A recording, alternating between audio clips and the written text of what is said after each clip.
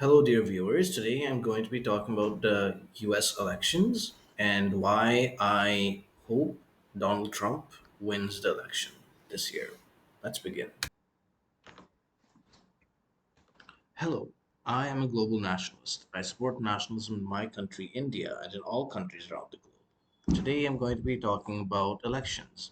And the election for today I'll discuss is the president's election of the United States that will take place next month in November.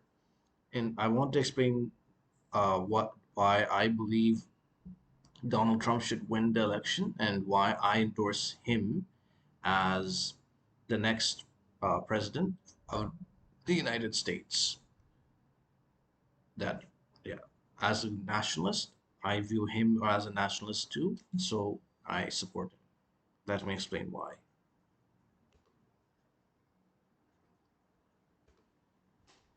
Let's talk about the economy. First, we can see that in Trump's term, the economy grew by 2.24% in 2017, 2.95% in 18, and 2.29% in 2019.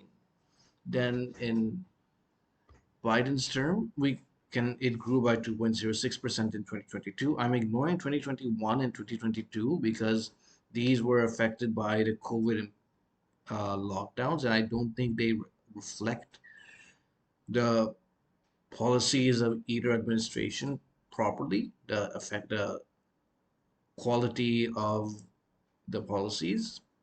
So yeah, I'm viewing 2020 and 2021 as lost years in terms of data. And in 2023 and 2024, the economy has continued to slow in Biden's term, falling and eventually getting to just about 1% or less, while Trump's term, it has been higher generally. And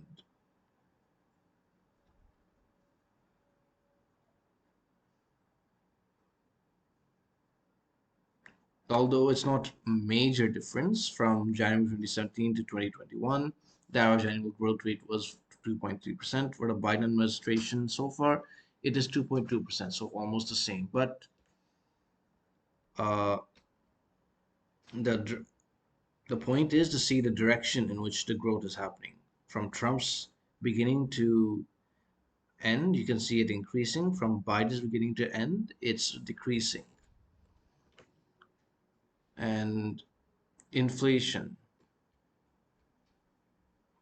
Trump's term saw inflation be steady and drop below 2% uh, and stay there until 2020. Then it fell again uh, due to the lockdown, and but it rose and stayed low below 2%, around 1%.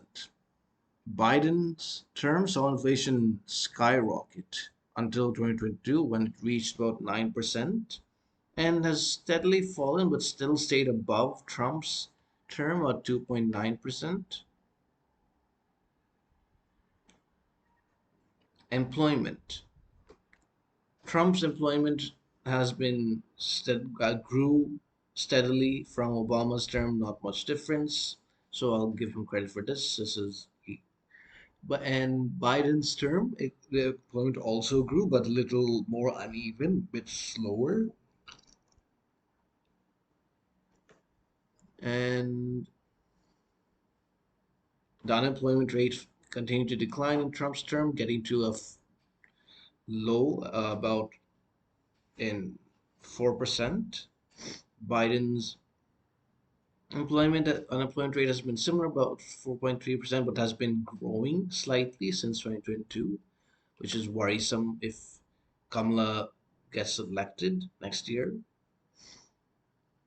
And Trump's wages grew until $360 when in the lockdown it suddenly grew higher and fell back to normal, though it finally ended with Trump's wages being about $370. In Biden's term, wages fell in the first few years, but then rose and steadied to $368. So kind of the same for both of them. The US financial markets. The Dow Jones index increased from 20,000 in Trump's term to 30,000, although before the lockdown it had reached 30,000 and it ended at 32,000 post lockdown. So we can somewhat guess that it might have continued to grow and would have grown more than 10,000 points in his term, while in Biden's term it started at 32,000 and ended at 42,000 and has been slower with decline in the middle, while Trump's has been a regular rise. So we can say that both men have had similar growths in the stock market.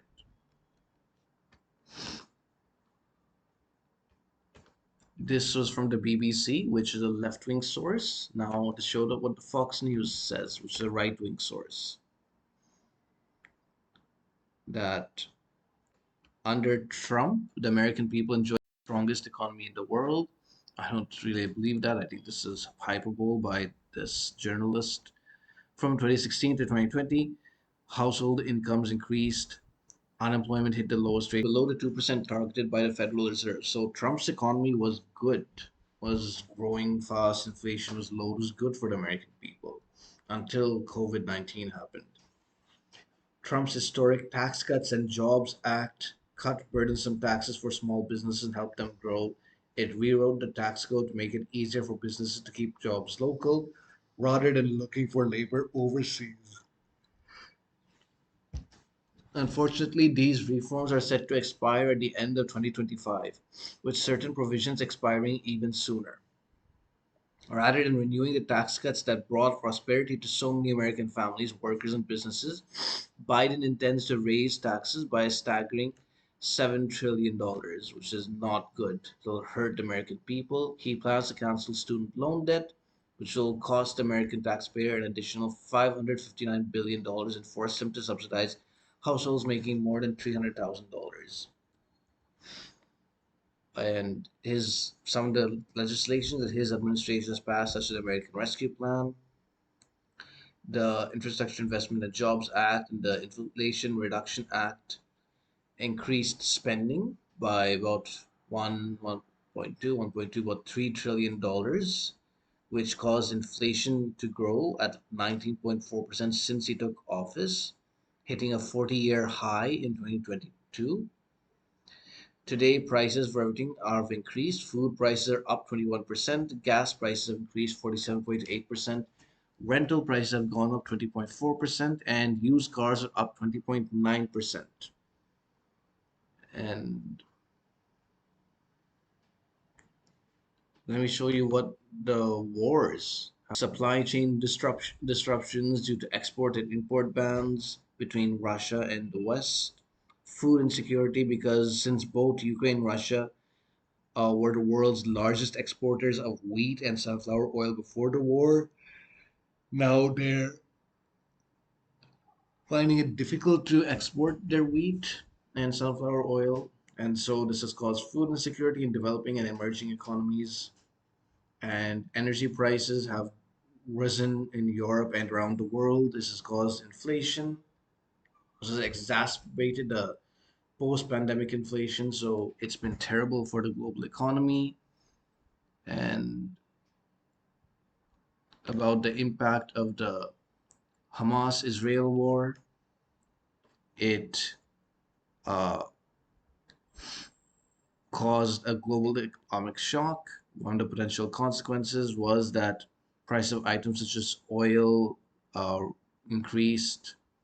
Yemen Houthi attacks on targeted ships and with Israeli connections caused disruptions in traffic in the Gulf, the Persian Gulf. which hurt the global economy. And all this chaos happening under Biden's administration has hurt the global economy, which is his fault.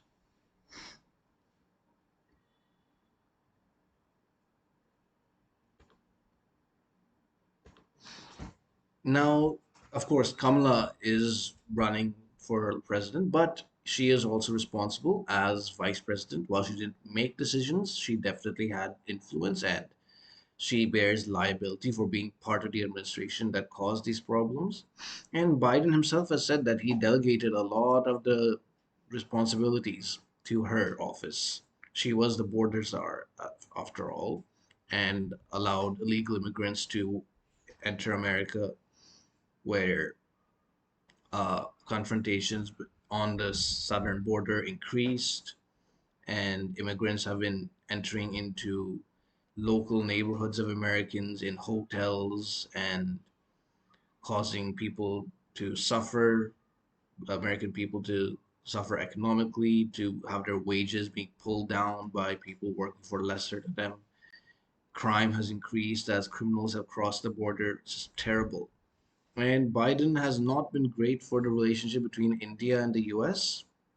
For example, uh, during the COVID pandemic in 2021, his government restricted uh, transferring ingredients for a vaccine that India was making for COVID 19. And this slowed down India's response to the pandemic to get the vaccine out to its people. But of course, this was soon corrected by the American government, and they gave a lot of aid. And so I am thankful for that, but I'll never forget that in India's probably on this worst medical crisis in history, the American government withheld support for some time. So that's really uh, hurt the relationship. Also, uh, generally, the Democrats have been biased against India. They have against the Modi government in particular. They portrayed Modi as being anti-Muslim, Islamophobic, and oppressive, which is not true.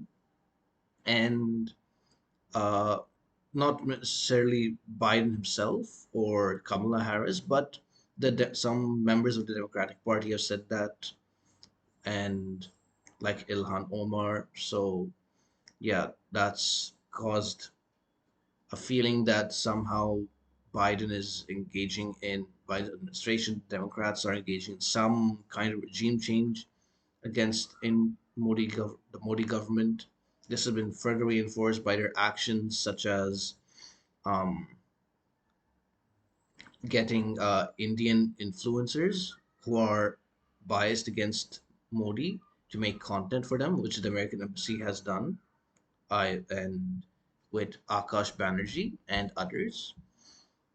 So yeah, this has weakened the relationship at a political level, but fundamentally it's continued to grow. And Trump was much better. He didn't lecture India on its internal affairs. He uh, restarted the Quad. He gave it a more military focus, while Biden has reduced that emphasis and made it more economic and socially focused, which is good but not enough. And um, yeah, Trump was also very popular in India, much more than Biden ever was. He visited India in 2020 and the Narendra Modi Stadium in Gujarat, Ahmedabad, and was received very well. So yeah, if he comes back to power, he will be good for the relationship, and he gets along with Modi well. Although I don't want him in opposite opposite to Biden to somehow support Modi in India's internal politics. I don't want that. I want foreign governments to stay out of my country's internal politics, and in turn, I want my country's government to stay out of other countries' internal affairs and politics. So I'll get and finally, as a nationalist, Trump popularized nationalism throughout the world. When he was president, Bolsonaro in Brazil was elected, and the Boris Johnson was elected in 2019, helping Brexit get done, although he's turned out to be a disappointment later, but that's a separate issue. And he kind of popularized this whole movement of nationalism, of protecting borders, standing up for your culture, not bowing down to globalism and liberalism and stuff like that.